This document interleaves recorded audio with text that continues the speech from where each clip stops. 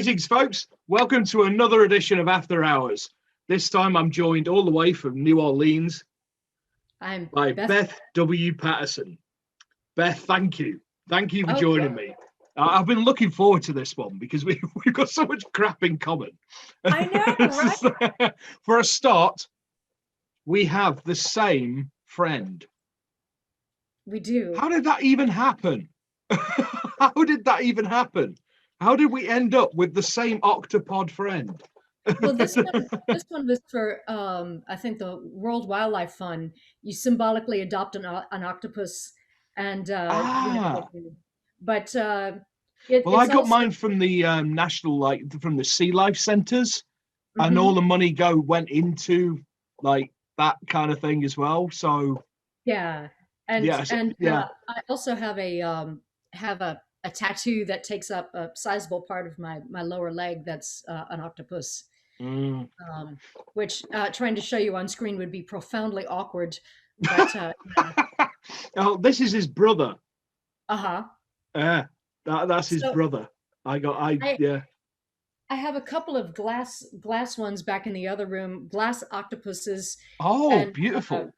And things like that. But I did bring, since I knew that we were going to be drinking, let's see if I've got him turned around. I decided to have, for my drink of choice. This is weird. Oh my God. You guys tuning in. We did not plan this. We totally did not plan this in advance. I just saw you bring it out and I just went, oh my God. Now that. Oh my God. And anybody who knows me is going to know this isn't staged because I'm never at a loss for words. Okay, now what are you drinking? You said you were going to drink. I thought you were going to bring out a bottle of Kraken rum or something. I wasn't expecting you to bring that out. I brought Malbec, which is one of my favorite reds. It's nice. Yeah, but that's brilliant. My partner bought me that for my birthday a few years ago. Yeah. A friend of mine sent me this, and just sort of a random prezi in the mail, and it's brilliant. Yeah, I love it. It's just... So we both had the same octopus. We both, as we found out on the spur of the moment, have the same. That's bizarre. And we got ripped off by the same event in New Orleans. Yes, we did. I don't know. But like we were just saying, that is going to bring something good to the world because we are going to collaborate. We are going to collaborate. And we already have the concept, and we're going to name names. Yeah. Well, we can do first names or likenesses. If you do both, then there's the defamation of character. But this is what I'm doing for indeed, yeah. This serialized fiction that I'm writing for this digital magazine with a friend of mine called O Muse, and it's gonna, I have it kind of outlined. But if people want to donate a little money to the magazine for different things, because once the stories are all finished, it's going to be in a book. So for a certain amount, you can have your name in the thank yous at the beginning. For a little more, you can have somebody just put in there by name, and for more, you can be written in as a main character that will be for the duration of the story, right. Or somebody you hate will die a horrible death. And the thing is, it has to be a name or give me a description. You can't do both. If it's too close, then you're treading on thin ice. So that's one of the things, and I've already gotten somebody who wants to be part of the story, somebody that I've known since high school, and so I thought, I like having him in the story. He'll fit it perfectly, and I was thinking about it. If I ever did a Patreon page, that it would be nothing but just revenge fiction. I mean, there'll be a moral. The revenge won't be the end game, but for a certain amount, I will kill anybody you want in print. I love that concept. Thing is, right? I mean, I've done it so many times. And I know you have as well, because there's something else that we've got. This is our catharsis, isn't it, writing? Right? There's so many thinly veiled people who fucked me over in my life in these stories, getting ripped apart by crabs. Therapy, because I mean, at one point I started having insomnia, and my husband said, "You think it's all that horror that you're writing?" And I said, "No. As a matter of fact, it's the way that I cope with things, because you can take those monsters, whether they're in the form of a person or a bad memory or something, you reduce them to fiction, and then you send them out. Then It is a way of truly exercising that demon." Yeah, but, I mean, it sounds kind of trite when you say that, but I've dealt with a lot of my personal crap, my baggage. I am slowly ripping it apart with tentacles. You know what I mean? It's like, it's like you say, it's almost like therapy to me sometimes. Yeah, but I also like paying tribute to my friends, like in this forthcoming novelette, The Spirit of Rodeo. I was about to bring you around to that before you head into it. Let me say huzzah, because it's out on Friday. Yeah. Spirit of Rodeo. That's very cool. Yeah, and I used that now at the time. By the time this airs, the people who are Tuckerized in it will notice, so I can give it away without it being a surprise. But I have several of my friends written into the plot as the bandmates of my main character, Curtis. Like, the bandmates are actually people that I know from this metal form that I belong to. So it's cool.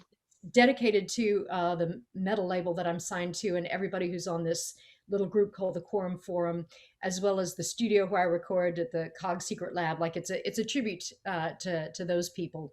So I also like to give like little tributes to my friends. It's not just about. Yeah, I do the same. I do the same. Yeah. It's like, if I've got a cool character that I think, because sometimes, I mean, even when whether you set out to do it or not, I guess sometimes characters come from within somewhere, and every now and then I'll go, fuck me, that's my mate from school. It's just like, you know what I mean? And it's just like, oh, cool. So I'll make sure that there's a little tip of the hat there, man, because he's cool, you know. Oh yeah, absolutely. And this, since I won't be getting the print copies, you know, I sent for some print copies, but they're not going to be released. Yeah, so I did a little mock-up of the cover. That's what I do. Until I ran out of ink on my printer, and it was on one of the things, and I pulled it up, and it was like you could see that half of the toner had gone. That's the most Spinal Tap thing ever. I know, right? but yeah, my life is Spinal Tap. Look at me. It's so true to life, though. I mean, oh yeah. We've all had these waking anxiety dreams on stage when you were like, oh my God, okay, this is not Spinal Tap, this is real. Fuck, you know. Oh God. I mean, the one for me is always the walking the wrong way and walking out of the building instead of, that's an anxiety that one every time. Yeah. Especially because, like, I have a habit, like, of being rather drunk when I'm going on stage. It's part of my act. You know, and I've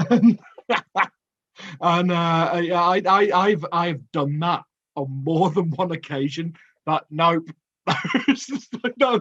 But it wasn't going to the stage. It was the where we were told to go and dress. And I've gone outside for a smoke or to go and get some beers or something. I've come back and I've wandered around, going, where the fuck is everybody? I'm calling down corridors, going, oh. I've had just some weird. I started at one point. I can't find my notes. I'll find them somewhere. I've moved so many times in the past few years, it's ridiculous. But a note of my top 10 weirdest gigs. I think the weirdest one was where I was the only person in the building, including the bar staff, who was wearing clothes. That was in Toronto. They say that when you're nervous, you're supposed to imagine that your audience is naked. Nobody told me what to do if your audience. Yeah, what are you gonna do? Imagine them all dressed as chickens or something. It's like walking a tightrope down. You know, and fucked my safety net. Yeah. And one time I made a drunk cop dance for a donut. That was fun. Uh, Now that's fun. yeah. I wear kilts a lot, and I was heroically inebriated one evening after I'd been DJing, and I was walking down the road, and somebody like friends had just driven past in a car, beeping their horn at me. So I'd mooned at them, right? Uh-huh. And another car beeped their horn, and I thought it was the same car, and it was the police. And I mooned at them, and they stopped and went, just went, "You want to put some raw rouge on those?" Nice. Brighton. It was just like they were just like they just thought it was hilarious. It's like another time with the old constabulary would be in Brighton Pavilion Gardens. Mm-hmm. Again, I'd been drinking and it was on the way home, and there's a rule. There's apparently an archaic law that you cannot be arrested for public nudity in the Pavilion Gardens unless you are causing an obstruction. Okay. You can see where this is going, can't you? Yes, I can. Do tell. Nothing more needs to be said. Woo, woo, woo, woo. Just go home. Just go home. But your story makes me think of before I'd actually. No, they said no. You can actually be arrested for it, you idiot. Just go home. Oh, so that was stretching the truth a little bit. You could be. Yeah. It's like because it was my friend's fault. He'd been reading this book of ridiculous old archaic laws. You know, you have them ones that you can't be arrested for murder if you're like filleting a chicken. Yeah, you know these stupid laws. But still in Louisiana, it is against the law to have sex with an alligator. That's still a law, which means that somebody Still be a law. Somebody actually felt the need. Something happened that somebody had to make it a state law. Don't know, don't want to know, but something apparently happened. It didn't say anything. Good Lord, imagine the foreplay. I know. That's terrifying. Yeah, I wouldn't want to be on the receiving end of the oral sex part. No, God, no. Jesus. So somewhere in Louisiana, somebody shagged an alligator. Apparently so. That says it all you need to know about the world, doesn't it? So last time we talked, we were talking about that rule, the internet rule, about the rule 37 or something, or whatever it is. Yeah. You think of something, somebody's made porn of it. Yep. Alligator sex. I know. So the thing is, we can go off on any tangent, and somehow there will be a callback. I don't know how, but you know, because I talked to you when I'd contacted you, and I said, "Can I trouble you sometime to get on one of your shows?" Because I'd seen the one you did with Stacy, and you know, you said you should come on sometime, and I said, "Well, I've got this little novelette coming out, and it's pretty weird," and then you know, I'm sure. Yeah, I'm looking forward to reading that because you sent me a copy, so it's ready to go. It's just I'm actually in the middle of reading for something, so it's just I haven't had a chance to read it yet. Well, I'm looking forward to that. Yeah, I'm looking forward to it. Yeah, it's so. Yeah, what can you tell us without blowing the whole thing? Oh, you didn't say that on purpose. Okay, I thought, you know, we were talking about oral sex with alligators only a minute ago. No, as soon as I said it, I was just like, just keep a straight face, just keep a straight face. I know. I'm sorry. Poker face. It's a friend of mine back in 2016, like around the summertime. My friend Frances Cunningham, who's a wonderful bouzouki player and been a dear friend for many years. She had read about boanthropy. Sort of like lycanthropy, you know, only people who now it's not that people are reportedly turned into mighty oxen, but they think that they do. It's more of a psychological thing. And I thought, well, you know, we could take this and make it another shape-shifting story. And I think I'm attracted to shape-shifting stories because number one, I like animals a lot better than I like most people. Um, and I'm with you on that one. Yeah, and the thing is, there's so much that I think would be a lot simpler, that's in an animal's brain. I think that's why when I wrote my novel, The Wild Harmonic, it was in present tense, first person present tense, which drives some people crazy, but that's how animals think. They think in present Yeah, I mean, tense I think that the first person present tense works in certain things, but because really that, doesn't yeah, in others. It's yeah. like the sort of thing I write, which is Mhm. very much like people being confronted by the unknown and going batshit crazy. Yeah, It's not very good in first person when the narrator is supposed to die at the end. right. Well, that's how there's a certain thing that I just know reading about anything that's in past tense because no matter what happens, the narrator's going to live. Mm, There is that uncertainty. Um, but for something like taking something like as like boanthropy, I'm not sure. There's no telling what signals my brain at any given point why I think that something is a good idea at any given time. no, I'm. Uh, I mean, are but you it, are you per, are you a plotter, or are you more like myself and just get an idea and just write it?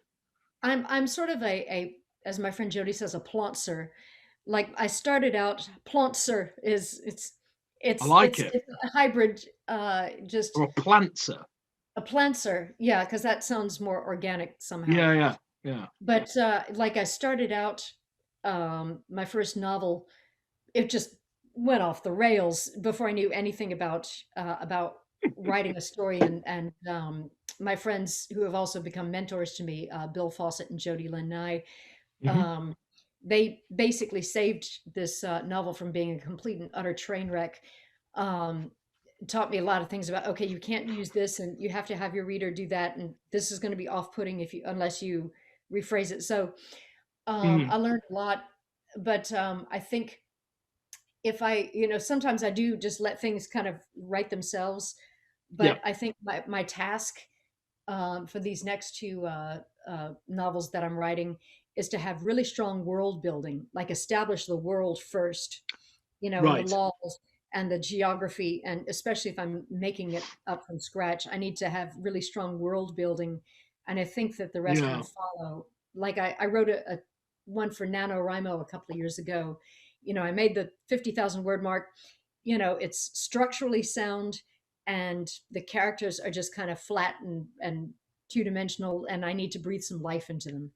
So it's opposed to the Wild Harmonic that I started out as being more of a pantser, and it's like I can call on my imaginary friends to come play, as opposed to this thing that's very structurally sound, and it's Yeah, like you've I'm got to playing try and find a paperweights. middle ground. There's actually Yeah, more people who are actually in the middle ground, yeah. I'm I still trying to think, I'm still because trying to find the that. as soon as I mean, I find that the world's just organically built around. I mean, like because pretty much everything I write is in the same sort of place and everything, and it's just sort of built itself.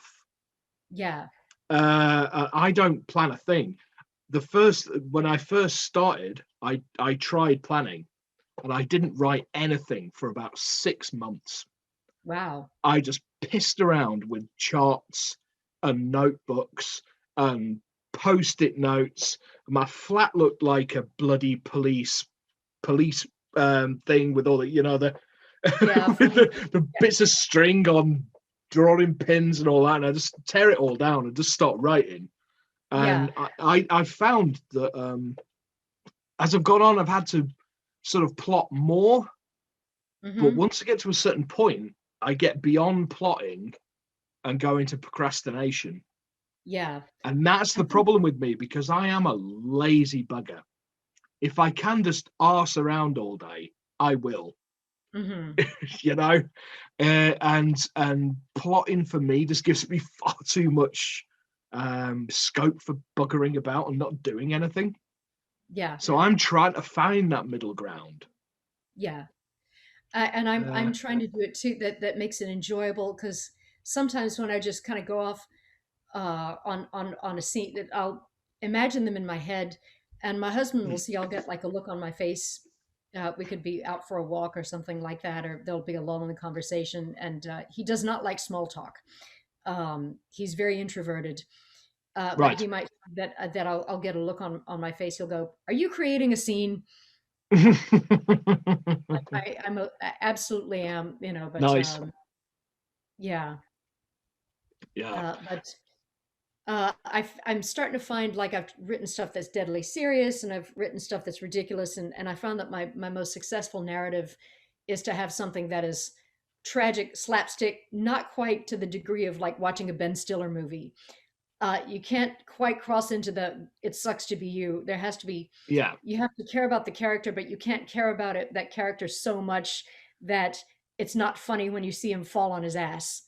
And that was what Yeah, I I was mean, studying for. I'm very similar. I mean, a lot of mine has humor in it, but Yeah, it's that classic British humor. There's Carry On films and Monty Python, yeah. that kind of um, almost absurdity. I mean, Hmm. I guess that's why somebody said there's quite a lot of Kafka in what I write. It's that Yeah, absurd sort of yeah. thing. But I think I that's mean, ingrained in us over here. That we yeah. look at the world and so, that's just ridiculous, Well, this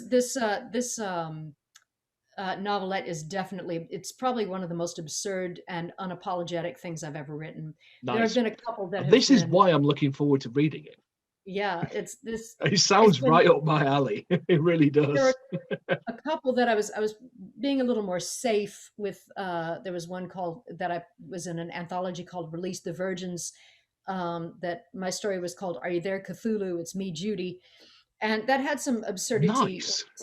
This teenage Cthulhu worshiper who's at a horseback riding camp, and Why have I not read this? Why have you not let it's me in a, read this? it's in a book called Release the Virgins. Right, I'm buying I'll, that. As soon as we get off air, I'm buying I'm that. wondering if I could. Yeah, look, if I reach right behind me, uh, this is the um, this is the antho. Oh, nice. Yeah, Nice and it's glossy cover as well. I like that. Yeah. yeah. So you've got some David Gerald, and you've got Jody Lynn Nye in there, and Alan Steele, Lawrence Watt Evans, Keith R. DeCandido, Gail Z. Martin, Shannon, just all these folks, and little old Yep. me. And I did a video. One of the things that I'm thinking as somebody who's still a musician first, and I tell people that I think it's hilarious that as a writer, I said, if I don't make it as a writer, thank God I've got my music to fall back on. But I did like a little video to promote it. I got out my electric bouzouki and I figured out the I chords, love the that, bazooki. yeah, I just, love it. Like one of my friends. Sorry, just a little side thing. When I lived in Exeter, when I was in the pirate band and that.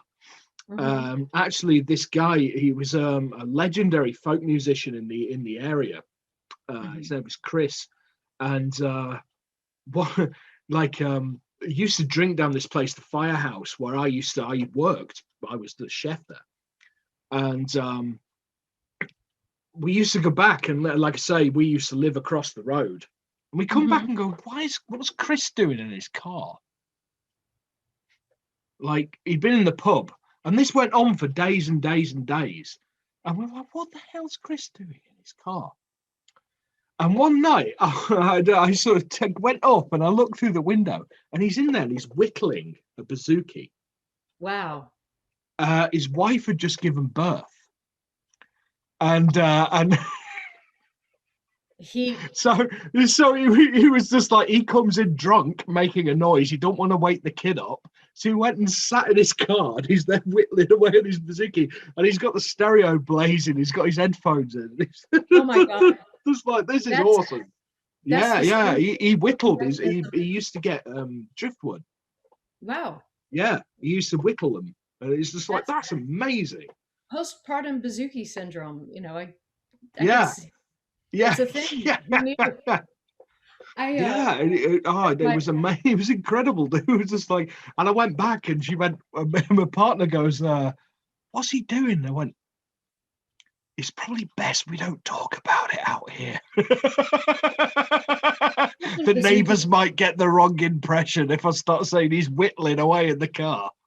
The police will be down here soon. Yeah, especially if you say that he's whittling away at a bazooki, Oh, yeah. But I'd taken my electric bazooki anyway for that one, and I just nice. got the chords, and just did a little video to promote it, going, "You've got to read, release the virgins, nice. Heroes, villains, and sly insurgents. 18 authors in one anthology," and just did like a little parody of the Rolling Stones, and it got a little extra attention for that. Excellent. Yeah.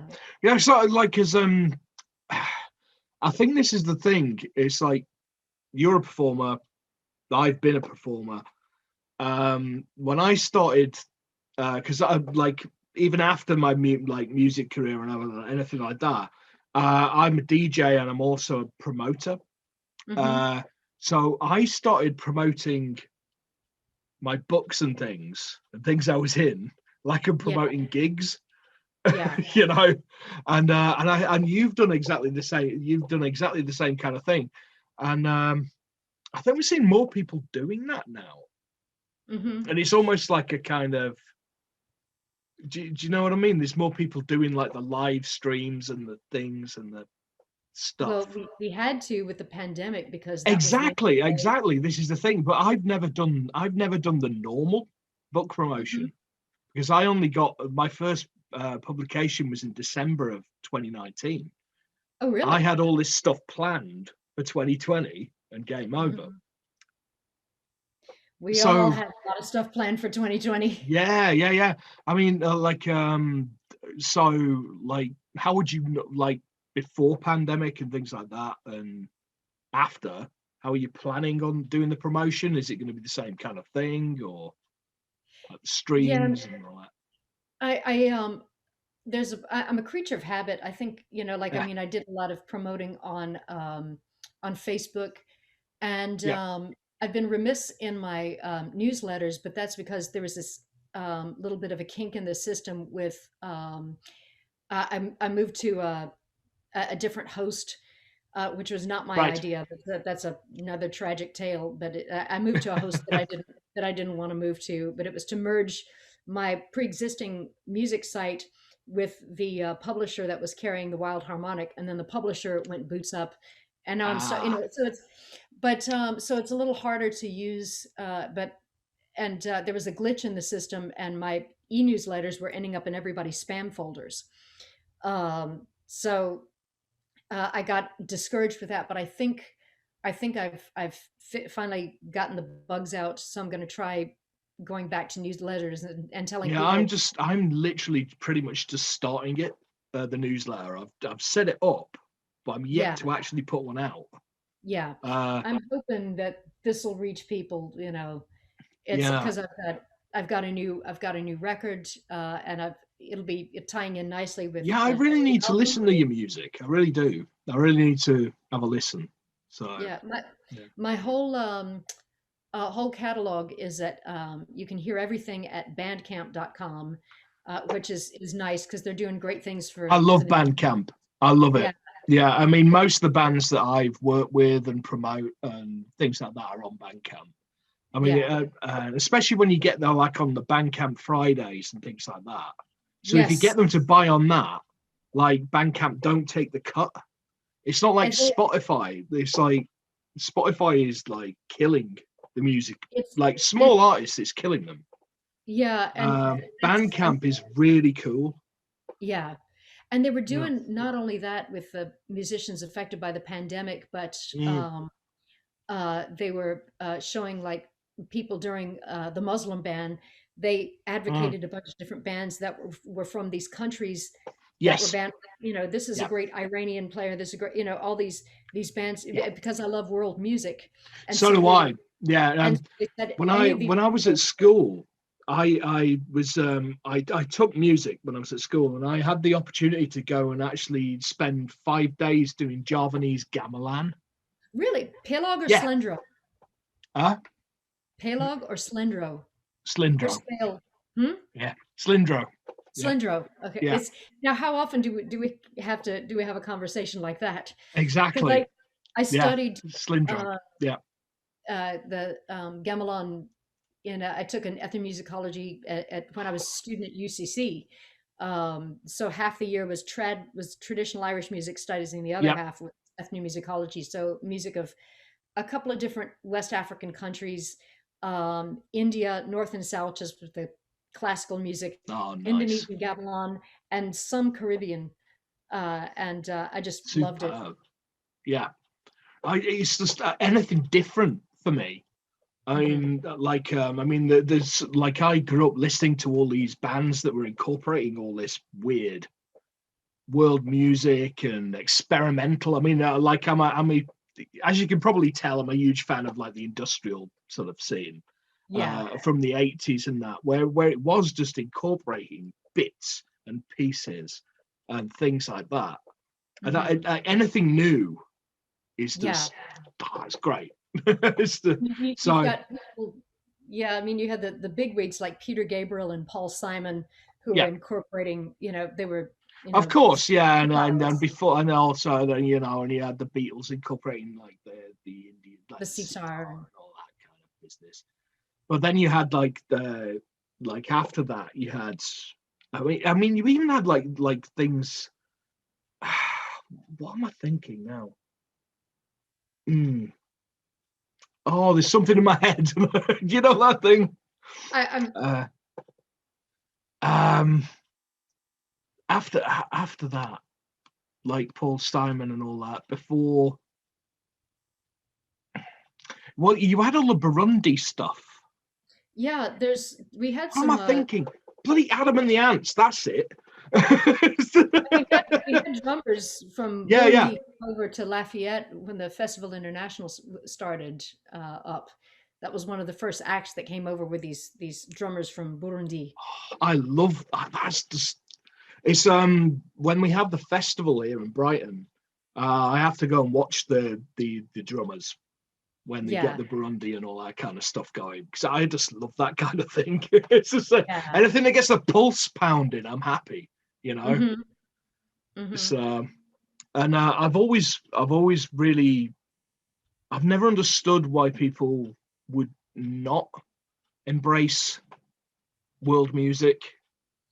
I think it's the problem with people not embracing a lot of things. As Mm, somebody who does music that cannot be pigeonholed in things, yeah. people like to categorize. They don't. A lot of people are just drawn to the familiar.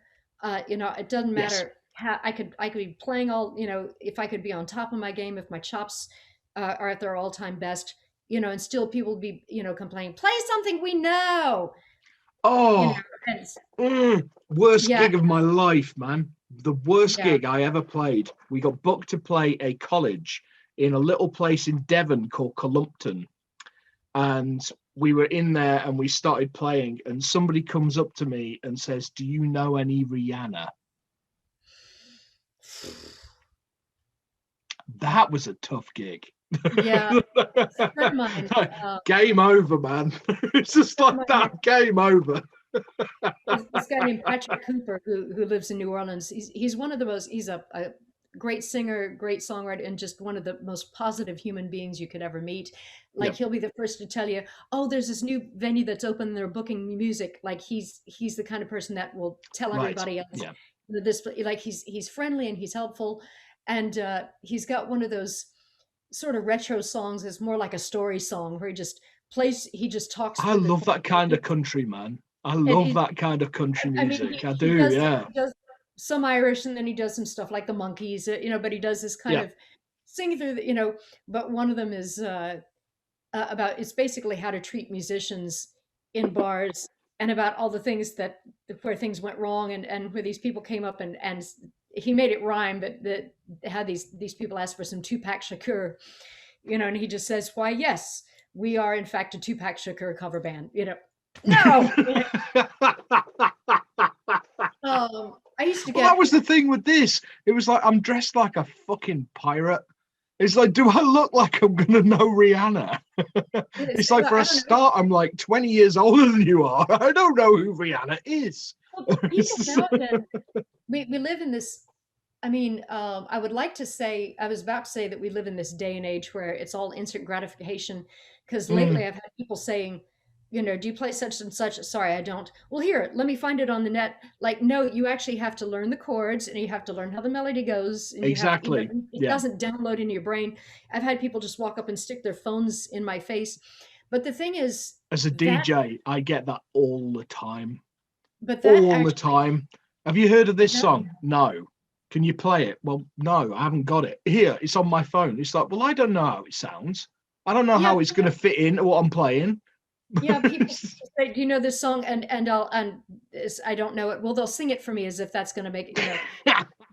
But even before internet radio or anything, or that music was just so where you had streaming and instant download, that was still a thing. Like this one girl. Oh yeah. In the middle of Mardi Gras, the last Mardi Gras that I ever played in New Orleans before I was like, fuck a bunch of this, I'm done. This girl jumped up on stage and she wanted American Pie, which I suppose I could have butchered my way through, but I didn't feel like faking it for this girl, Yeah. And, if you're not feeling it, don't play it. Well, I mean, I only knew, and I was playing with another band and, it's just the kind of thing. It was like, she just starts, well, just sing it, just do it, and they dragged her off the stage. Like they don't understand, like you're not refusing their songs to be mean. You're refusing their songs because you don't freaking know them. Yeah, exactly. I've had people like down the front going, play CDC. I don't know any. Well, here's carry on. Well, sorry.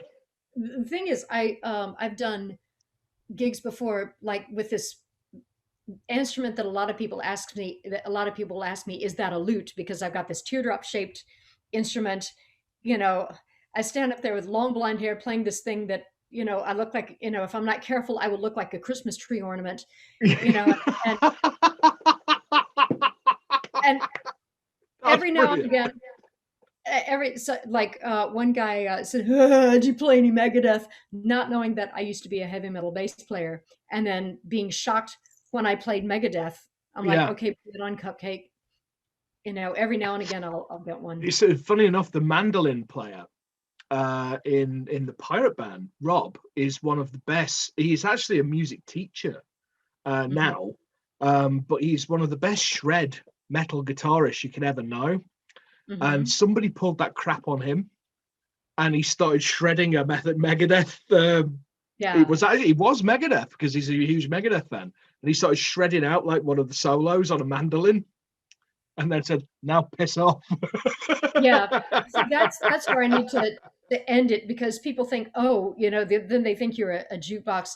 Now I've gotten some strange requests, and sometimes things have gone over better just because I've been so pissed off that I'll make up something snarky on the spur of the moment, and that will stay. One night, and anybody who has tuned into one of my shows or has seen me live will know this story, but some chick got pissy with me. It was like 11 o'clock at night in a bar in the French Quarter on a weekend, and this chick was getting pissy at me because of some of these dirty songs I was singing. And she wanted me to sing something overtly religious. And, I tried, I don't know, because I was in an Irish pub. I think I played Amazing Grace or something. Well, no, she wanted a fucking hymn or something, Oh, God. And I said, okay, I got your religious song right here. And I just said, who's got a tail that's long and red? Satan's got a tail that's long and red. Who's got horns at top his head? Satan's got horns at top his head. So I did this whole song. Yeah. She pissed off. But people kept asking for it until it got to be this whole shtick that lasted, like, it turned into this 10-minute epic song about Satan going into all these variations of old time religion. And it turned into this 10-minute epic ballad that if I'm not on my game, it's hard to keep up with all the verses. Nice. So that's how you deal with hecklers. Yeah. Oh, I have a song. I have a song called Freebird, and even though you can't copyright a title, just for clarity's sake on the record, it's spelled PHREEBURD with an umlaut over the U to give it that. And the whole not song, Lynyrd Skynyrd then. the whole song is a snarky response to people's requests for Freebird. Oh God. But I found out, a friend of mine I used to play bass for was with another band one time. They were opening up for Skynyrd, And he said that while they were on stage, Skinner snuck out of the dressing room and snuck onto the front row and screamed out requests for Freebird. And it turns out they do this. They do this to their opening acts. They'll sneak onto the front row and scream Freebird. Way to rile the crowd up, you know.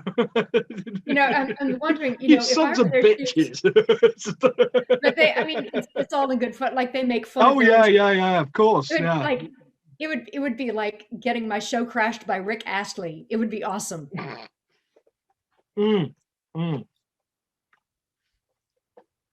Oh, Rick. I think that there's something seriously wrong with me because Chesney Hawkes. I'm one of these people. What? Chesney Hawkes played a gig in Brighton, right? Uh-huh. And me and all my mates, we went down, and we just to go, "Are you the one and only Chesney?" to heckle him, right? But everybody else in Brighton had the same idea. He had a sold-out crowd. It's just like, who's the idiot now? You know.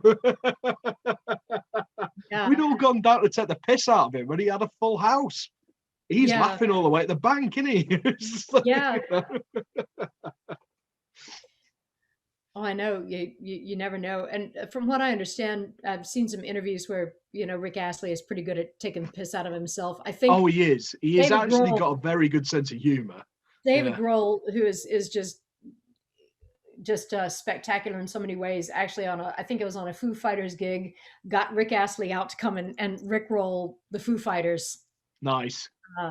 So there's a Rick Astley mashup with 9 Inch Nails. Mm-hmm. It's 9 Inch Nails' song "The Hand That Feeds" and "Never Gonna Give You Up," but it's "Bite the Hand That Never Gives You Up," and I play that now instead of the original 9 Inch Nails version. It gets more of a dance floor. Wow. Seriously, it's really good. It's a really good. It just works because it's 4/4 time, so it just sort of, and just the way he delivers the line, it just kind of fits. It just works. I do a 5/4 version of it, like to an Arabic scale, which I can't. I would have to have my bouzouki in front of me. I was going to say, don't even try to describe that to the viewer. Yeah, but it's we're talking about books and about works in progress. Indeed. And this one that I've got, it's a total made up, because it's going to be a continent that I don't know if this is going to be if this is geologically feasible or not. One geologist says yes, one says no. That if over time that the Great Pacific Garbage Heap can eventually become this extra continent, but anyway, I might just leave out the technicalities and let people suspend their disbelief. But there's this. I would just, yeah. I mean, to me, it sounds feasible. I have no idea about geology. Yeah, it sounds feasible. I mean, the amount of crap that we've created as a species, it's possible. If people, if people suspend their disbelief for far less, but there's going to be this city-state, this independent city-state. I had originally modeled it after Belfast. Oh no, I'm sorry. There was another part that I modeled after Belfast. It was called Wadabacha. But nice.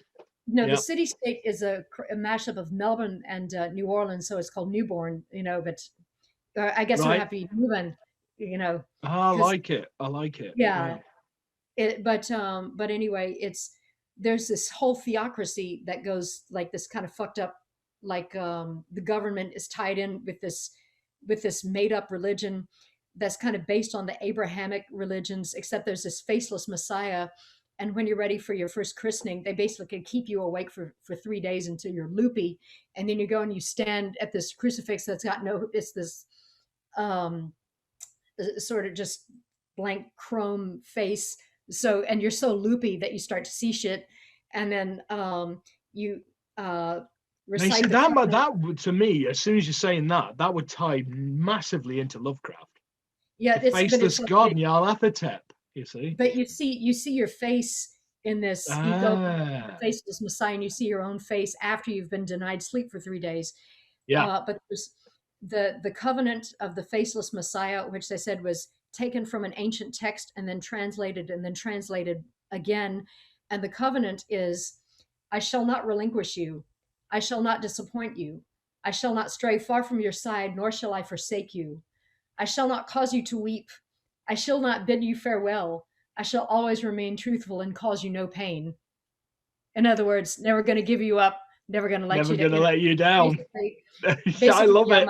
That's great. My readers will be Rickrolled.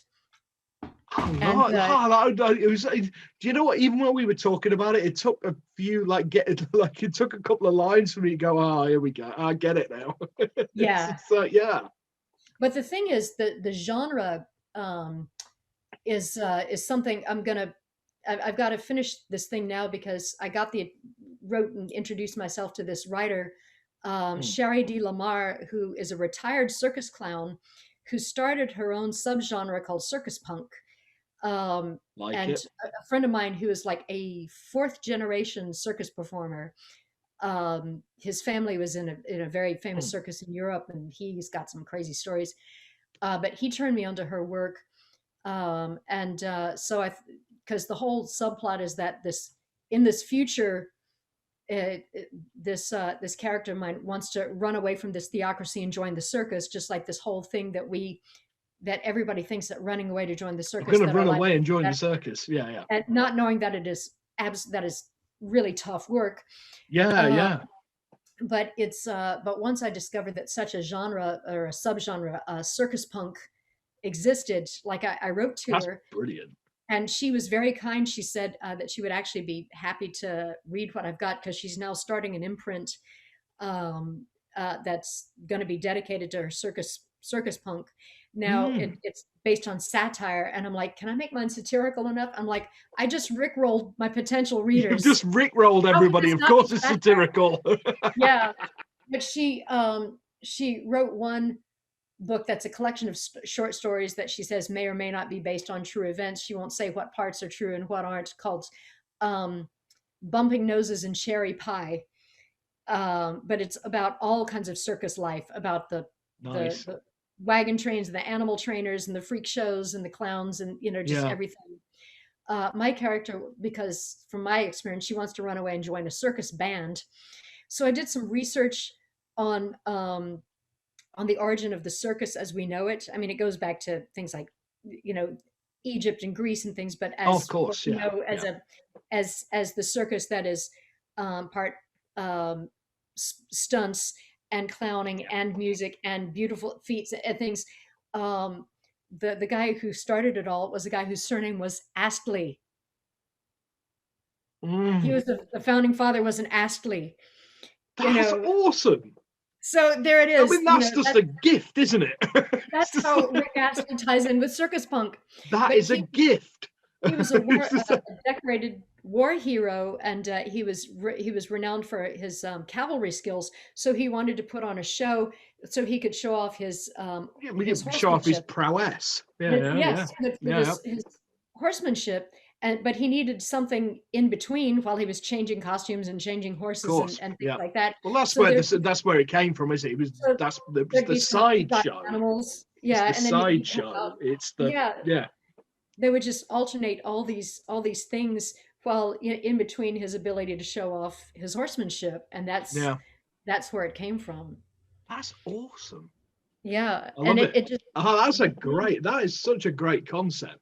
And the fact that you managed to work the Rickrolling in there. Yeah, Astley is the father. I'm such a horrible person. I'm blanking out on his first name, but he was what people think of as the founding father of circus. So I learned all these superstitions and traditions, because especially about music. And one of them is that I'm interested in coding and things like that. And I found out that when the band plays Stars and Stripes Forever, that's a cue to all the circus workers that something's gone wrong, like if an animal's escaped or something. It's like in the wrestling industry, they have the same kind of thing. They'll play the same It's like the same as like racing, motor racing. They'll have the coloured flags. Yeah. Whereas like even back to sort of medieval games and things like that, they will have different trumpet calls, meaning this guy's dead. You need to get him out. Like they would play taps for that, but it's a way. But it's a way to keep, if you've got a huge crowd of people and something is going wrong, you don't want this huge crowd. Yeah, you don't want the crowd to start freaking out. So that was the secret code, like Stars and Stripes Forever, is how to signal to all the workers, we need all hands on deck, something has gone horribly wrong. And it ties in with... Yeah, I imagine that's different over here, but I imagine they've got a similar... The circus over here, I imagine they've got a similar kind of bag. Yeah, it's, I mean, there are ways to code, I mean, because I'm working this into my plot and how I can make it make sense to people who are not musicians, because and I might have to dumb it down a little bit, but the way that my main character is watching things, and she plays the calliope, and it's a way to signal to the mind reading magicians, what kind of person is going in. If she plays something that starts with a 6, like My Bonnie Lies Over the Ocean, like, or just this song means, go pick on this person, or this song means there's an important politician in the house tonight. This song means there's somebody who just lost a pet. This, like whatever information that these people can gather, my character signals to all of the people who are wandering around, okay, here's who's going to be in the audience tonight.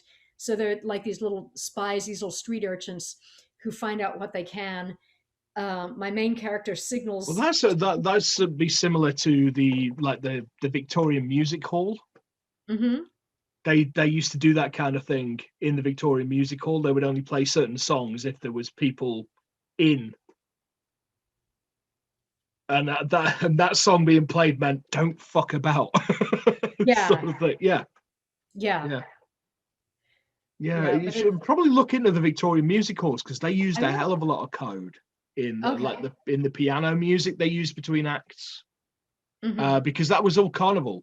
It was all like most of them like spoke Polari and all that kind of. It was all very Well, I've seen like some mind reading magicians, or the in industry term is called mentalism, as opposed to illusionists, that pull rabbits out of hats, but the mentalists, you've got people like Darren Brown, and folks like that. Blaine, or whatever his name was. David Blaine. David Blaine. Yeah, that's David Blaine. David Blaine. Yeah. And but there's one duo, and I don't know how they do it. They're a husband and wife team, and one is usually blindfolded. They have a way of coding each other, and nobody can crack it. One of them can see and the other can't, and there's a certain way that they talk. Nobody's got it figured out. They can, that's talent, man. When you can't see through the illusion, that's talent. You greet one at the door, and just whoever can overhear you, it's just already knows everything about the other person before they've stepped in. They have a certain way of coding that they have down to an absolute science, and nobody knows how they do it. That's really impressive. Yeah. You'll have to send me a link to that. I'll have to watch that, because I love that kind of thing. I was always impressed with Penn and Teller in the 90s when they first turned up, and they were over here on Channel 4, late night Channel 4, doing like this grotesque, gross out magic show thing. And I'm sitting there watching it, and I'm like, I'm not seeing the tell here. Yeah. Usually I can see the tell. It's just like usually you see the wink or the raise of the eyebrow, like I play cards, or I used to play cards. I'm quite good at reading facial expressions. I was seeing nothing, man, and I'm just like, this is good. Yeah, it may be that for this particular circus punk thing, it might be too dense for non-musicians, just who haven't been trained to recognize a certain kind of interval. I mean, our basic ones, like we'll say, okay, a fourth is Here Comes the Bride, a fifth is Twinkle Twinkle Little Star. But Oh, I found out that, yeah, I mean, there are ways that if a minor second is Jaws, a major sixth is yeah. My Bonnie Lies Over the Ocean, an octave is Oh, Somewhere that's Over the Rainbow. brilliant. Oh yeah, I mean, there's ways that you can if you just say, if you know this song, here's, this is how Yeah, you memorize intervals, is if you associate it with a song. But what I have in my mind probably will not reach the majority of my readers, because it has to be more than that. There have to be subtle variations of these songs, and in order to do that, it would have to be plausible that all of my characters are as schooled in music as my main character, and this isn't a place where music has died out, except in the circus, but not for the reasons that everybody's thought. Um, right. so I'm I might have That's to such a split the difference. that's such a great idea. Yeah, That is it's such a something. cool. I mean, I'm compelled. I want to read it. That's a great idea. Really is. Yeah. That's a Well, first you great need this idea. puppy, and then the other. But Indeed. Yes. Yes. Yes. but Spirit of rodeo. yeah, it's a spoof of my favorite band is Rush, I and was going to ask you, was that Spirit of the Radio? Because as soon as I yeah, saw that title, it is I went, totally. "That's a Rush track." Yeah, and the two And every time I look at that cover, I get. that's one of the ones I play on the bouzouki, is that I taught Nice. myself how to play that opening riff on a gig that I Such particularly a hate. great riff. Yeah. But it's the two parts to it, is the part one is called A Companion Most Obtrusive, and part two is called Glittering Prizes and Horrific Surprises, or something like that. But Nice. it's not, it's I can't remember, it's got a I have little references in there. It's one Mm, friend of mine who's a huge Rush fan, who I asked, would you kindly do a little review for me, which I hate to ask people to do, but since it's a quick read, it's 12,000 of words, course, yeah. not even novella length. um it doesn't have as many Rush references, but I thought, as some of the other things that I write, but I thought with a title like that, you can't go overboard.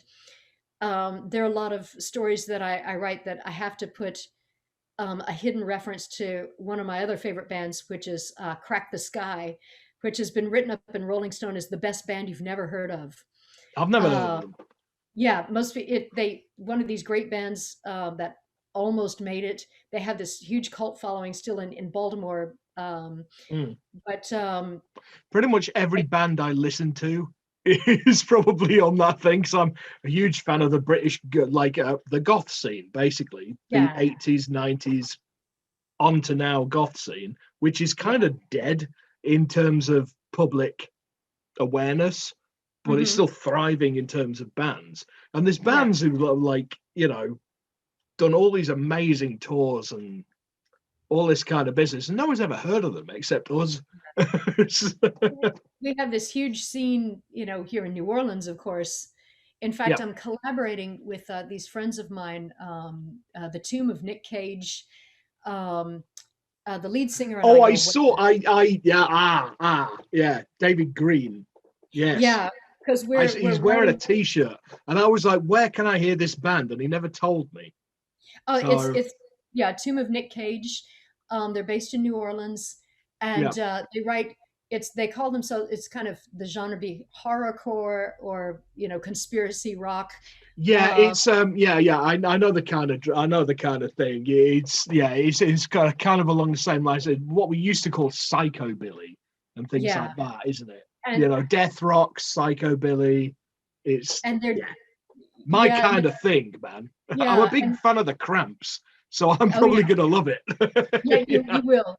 And yeah. we're collaborating on a song, because, like I did just talking about this song for Release the Virgins. We are Mm. writing a promo song for the this anthology in progress, Whiskey Pete's, Yeah, on that's that. Yeah, 13. yeah, that's the one. Whiskey Pete's So on Route 13. we're gonna do Yeah. a mute. We're writing the song. This week is gonna be crazy, but next week, the lead singer, whose stage name is Kim Trails. We're getting together. Oh, I love it. Yeah, I mean, Kim Trails. She's truly one of my favorite people in the whole wide world. I mean, she's just awesome. Oh, I love it. We've been working on this song. We have the meat of it down, and we're going to do a music video. So it's going to be this horror rock music video, but it's also going to, show the book cover at the end. But it's going to be like, we're going to have all the authors send in photos of themselves. I originally thought like photos of themselves we're going to make them look like Polaroid shots, like mug shots. Yeah, like mug shots. Name. And I said maybe something weird in the background, and everybody went crazy, and they're all like, looked like they were all hacked up and stuff like that. I'm like, have fun. It's whatever you want to make it. I love it when that kind of spontaneity kicks in yeah. Like so yeah, it's funny how many people would rather make it look like something terrible has happened to them themselves. That's a psychology dissertation that somebody else can go into. Yeah, some other bugger can look into that. Yeah, I'm not. Then there, I got the diploma. Somebody else can pull that rock up, man. But because as a joke, I found a photo of myself from a recording session I did years ago where I crawled inside a bass drum case and I pretended like it was eating me alive. I'm like, and then nice. A lot of people like have themselves looked all bloodied up, but I said, just have fun with it, because what we're going to do is make them look like Polaroid snapshots with the authors' names, with a string connecting them all to make it look like a board. Oh, that's cool. Crime. Yeah. And then we're going to have the book cover at the end and the tiny URL as to where people can buy the book. So it's going to be a song on the Nick Cage Tomb of Nick Cage album, and it's going to be a video that promotes the book. So it'll be nice to have some Tonk fans will want to read the book, and readers will want to get turned onto Tomb of Nick Cage. It'll be a nice little cross-pollination thing. Nice. I'm going to have to because David was telling me a little bit about Tomb of Nick Cage, and I was like, why have I never heard about them? That's my kind of band. Yeah, they have their Facebook page is, I think, just the Tomb of Nick Cage. I think that's their handle. Yeah. And they've got a website. They have all kinds of crazy good merch. And I just found out, I'm gonna have to check them out. I really am, because it's like I say. I mean, I'm a huge fan of that kind of that kind of thing. Like I say, the Cramps and like Reverend Horton Heat. And Mojo Nixon and all that kind of psychobilly horror rock. Yeah. Even like going back to like people like the Misfits and things like that. It's like that, that sort of death rock sort of thing. You talk about the Misfits and things, and I think back to my teenage years. I have a different approach, because one summer I played in a punk band called the Incompetents, and nice. we played at this place, but it was this totally illegal venue. It was somebody's shed, and it had no sign on it. But you could identify it by this like 16-foot in diameter smiley face on the side.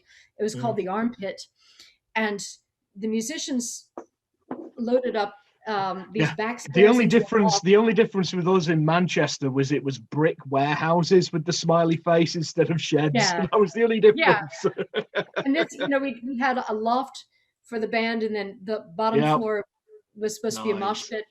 However, if there are only two people who show up, it's kind of depressing watching two people just like sit there and go pogo into each other, bang, bang, bang. It's like like a Tigger against the mirror, isn't it? It's just like...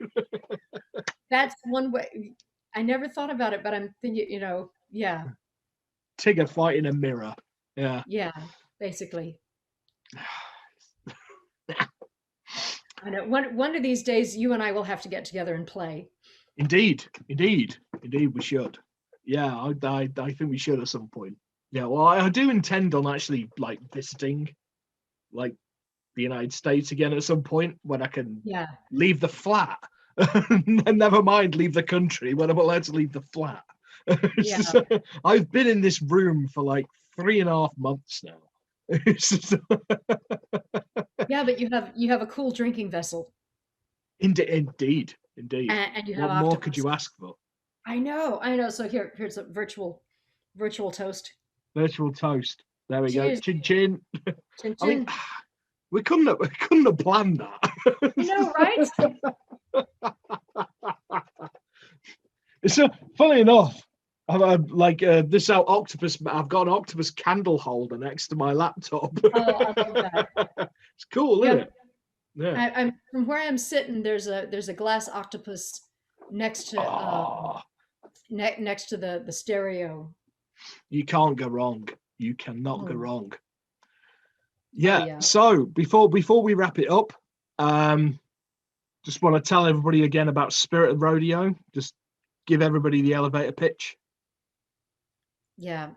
I'll just hold on. It's going to be now. The book itself is. I loved what you said. I think it was on your on one of your episodes where you said what you like about those little pocket books because they fit in your sporran. Yeah, they do. They do. But it's going to be tiny. It's going to be small enough that it'll fit in your sporran. And the selling point for me was like I can carry 30 copies and not break my back. Yeah, yeah. That's what it's going to look like. And by the time all you boys and girls see this, by the time this is broadcast, the book will be released. So Friday. So it's a quick read, and you know, we love reviews. It's that's one way that you can win over an author, because if you get 50 reviews, that can actually bump you up in the charts. Yeah, I didn't realize how important reviews were until somebody actually explained to me how the algorithms on Amazon work. Yeah. It's like, because you think it's all about like how many people buy it. It isn't. I mean, that has something to do with it, but it's also to do with how many people click on it and how many people review it. Reviews are actually incredibly important. Yeah. So I'm thinking that something, because the Wild Harmonic, my novel, is something like 120,000 words. You know, it's got a lot of stuff in there. But this is such a quick little read, and it's the most I don't want to say the most daring, the most unfiltered. You know, I just kind of went with it, with what I was feeling. It's totally uncensored Beth Patterson. Well, I did learn a thing or two about, you know, writing certain things, that there are ways that you can make funnier, not by what you say, but what you choose not to say. Because if it gets too graphic, it can be off-putting for a lot of audiences. I think of more like Chuck Jones.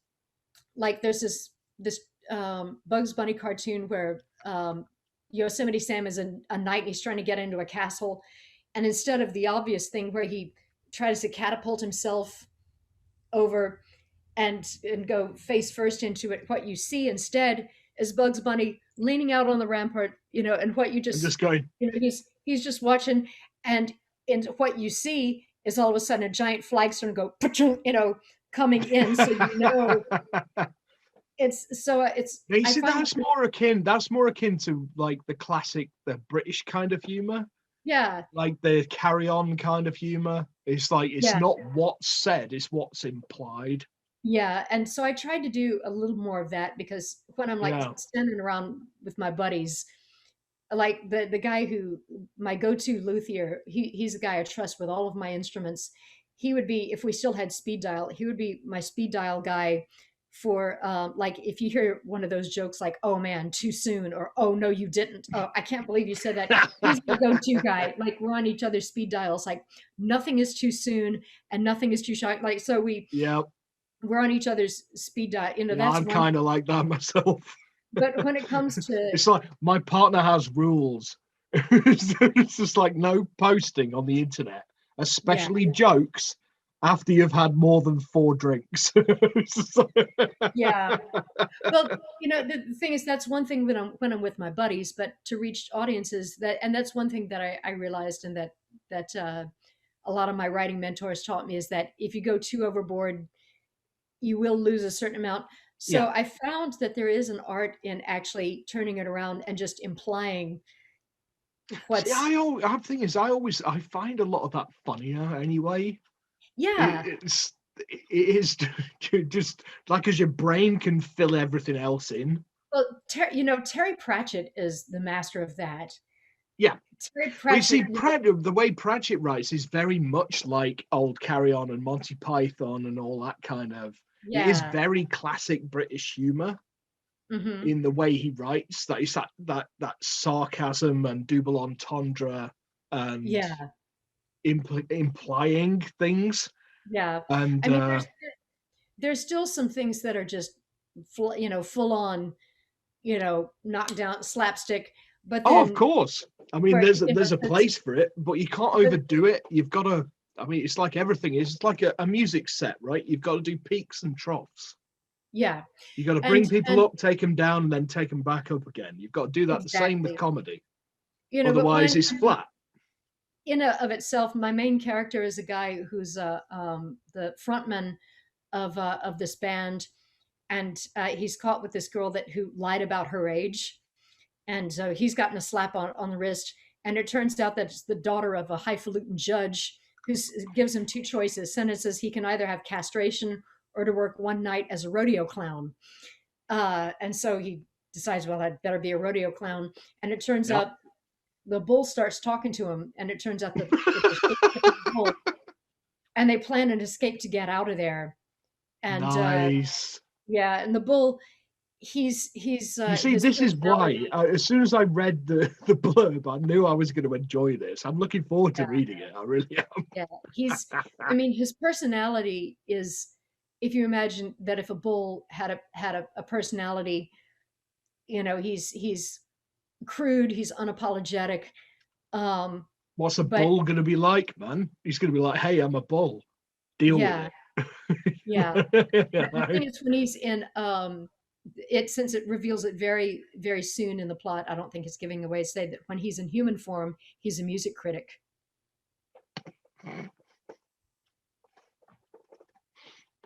I like it. I sent an arc to a friend of mine who is a music critic. Very much appreciated it. A friend of mine who writes, so he knows, it's everything about this bull, who knows what's trending in this and that, and my friend who is a music critic very much was like cheering for the bull. I've just got this image now of somebody like Nick Kent or old NME guys. 1 minute bull and then So it'll be on Amazon, brilliant. And Kobo, Kindle, Nook, and all these other outlets I've never even heard. They don't apply to my country. I get that a lot. It's like I've never heard of half of these. And there we go. So it is. That's how you get it. So books2read.com/the-spirit-of-rodeo. That's why I use Booklinker. That's why I use Booklinker. They're so much better than bloody books to read. They're so messy. Some of the best things in life are messy. Yeah, true. But any universal link is great. Once again, that is books2read.com/the-spirit-of-rodeo. And that's how you get hold of it. That was a nice surprise. Yeah. Oh, so, yeah. Well, you should be known with it. What? And that's how you check out all of the other multitudes of things that Beth does, both musically and literary. And that is BethPattersonmusic.com. That is BethPattersonmusic.com. Yes. This will also be under the screen when Callum gets a hold of it. All right. Yes. Beth, this hasn't disappointed. Yeah. This has been great. Yeah. This has been great.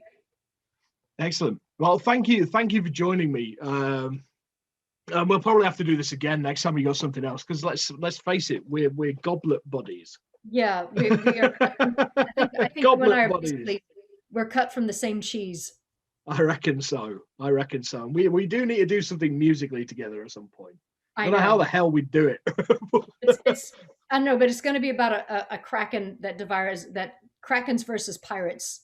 Yes, krakens versus pirates. Damn right. We're going to have a kraken good time. Ha ha ha ha! I love it.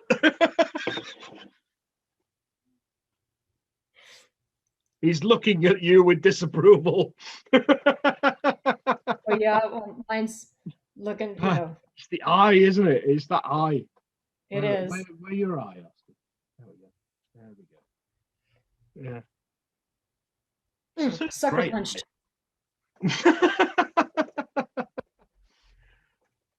Thank you, Beth. Thank as you. always, I always say that. Yeah. Yes. And let me know As how always, I'm Tim Mendes, and that's how you check me out. It's timmendeswriter.wordpress.com. I really need to shorten that. That's timmendeswriter.wordpress.com. And let me know, please keep me posted about that other story that we were talking about. Oh, I will. Oh, yes, that one. Yes, I will. I know it's on my to-do list. Like for next month. Next month has sort of just opened up a little bit because I managed to get a couple of things done early. So yeah, I will have time to ask about with that. Yeah, I will. Yeah. I will let you know. I look forward to that. And Indeed. And if any South African readers, hey, did he just swear in Afrikaans? Yes, he did. Yes, he did. Yes, he did.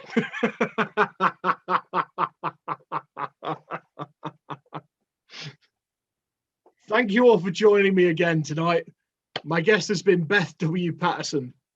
Thanks, Beth. This has been brilliant. Thank you, Tim. And good night.